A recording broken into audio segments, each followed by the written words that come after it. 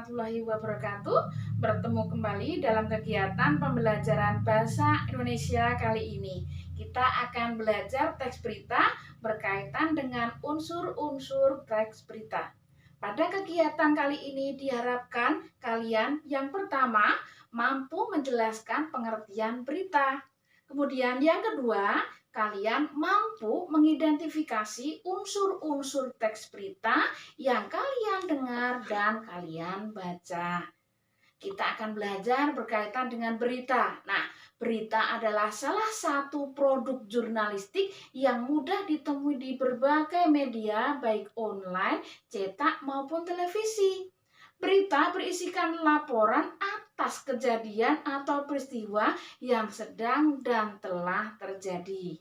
Jadi, teks berita adalah teks yang melaporkan kejadian, peristiwa, dan informasi mengenai sesuatu yang telah atau sedang terjadi.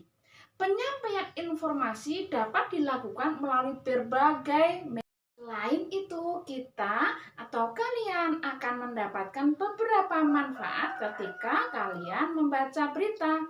Yang pertama, mampu meningkatkan kemampuan membaca dan menulis. Dengan membaca berita, kemampuan membaca dan menulis seorang pelajar akan meningkat. Dalam teks berita, banyak kosakata yang cenderung sulit untuk diterjemahkan seorang pelajar. Namun, jika dibiasakan, maka kosakata tersebut menjadi lebih mudah dipahami.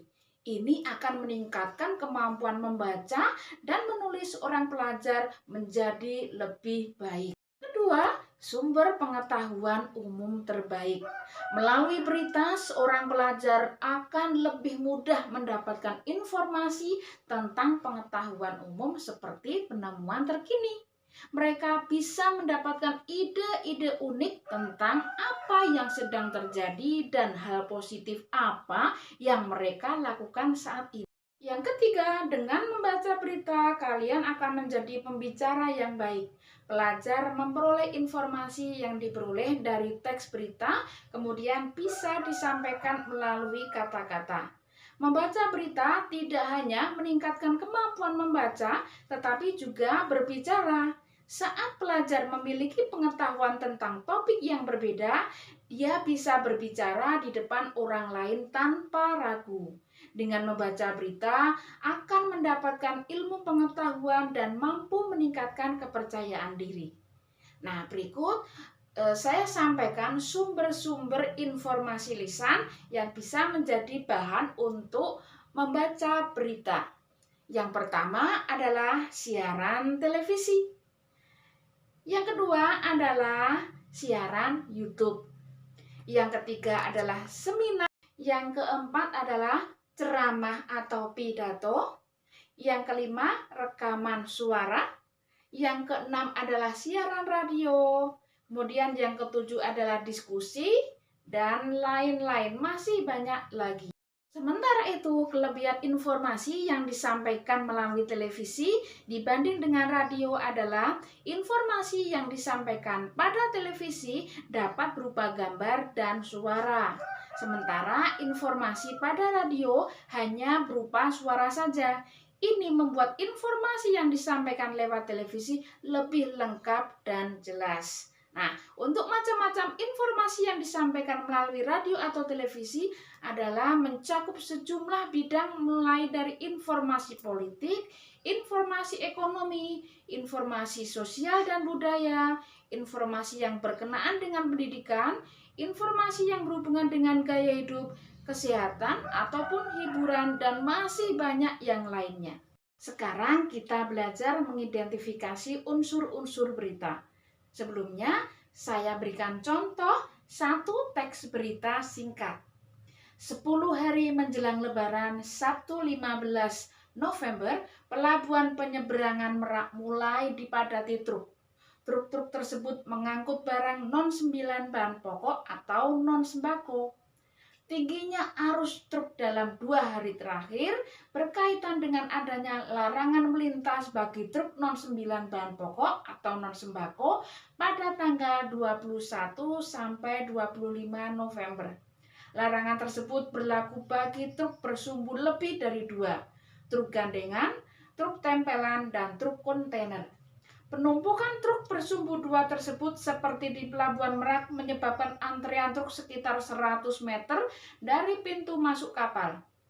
Antrean terjadi di dermaga 1 hingga dermaga 4, tetapi antrean tersebut masih dalam batas normal. Antrean belum membludak keluar area parkir pelabuhan. Akibat penumpukan truk itu, beberapa sopir truk mengaku harus menunggu sekitar 2 hingga 4 hari untuk bisa masuk kapal. Setelah kalian menyimak berita yang saya bacakan tadi, sekarang kita belajar mengidentifikasi unsur-unsur berita. Yang pertama, peristiwa apa yang terjadi? Jawabannya adalah padatnya Pelabuhan Merak. Kemudian yang kedua, siapa yang mengalami peristiwa itu? Yaitu truk-truk pengangkut barang non-sembako. Kemudian yang ketiga, di mana peristiwa itu terjadi? Peristiwa itu terjadi di Pelabuhan Penyeberangan Merak. Kemudian kapan peristiwa itu terjadi? 10 hari menjelang Lebaran, Sabtu 15 November. Yang kelima, mengapa peristiwa itu terjadi? Karena adanya larangan melintas bagi truk non-sembako pada 21 hingga 25 November. Unsur berita yang keenam adalah bagaimana proses terjadinya peristiwa.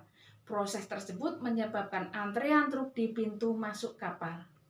Keenam pertanyaan tadi terkerangka pada rumus 5W plus 1H. What itu apa? Who siapa? Where di mana? When kapan? Why mengapa? Dan how itu bagaimana? Keenam pertanyaan tersebut merupakan cara tepat untuk menemukan unsur-unsur berita. Keenam unsur berita itu dapat disingkat dengan adik Simba untuk memudahkan di dalam mengingatnya. Apa? Di mana? Kapan?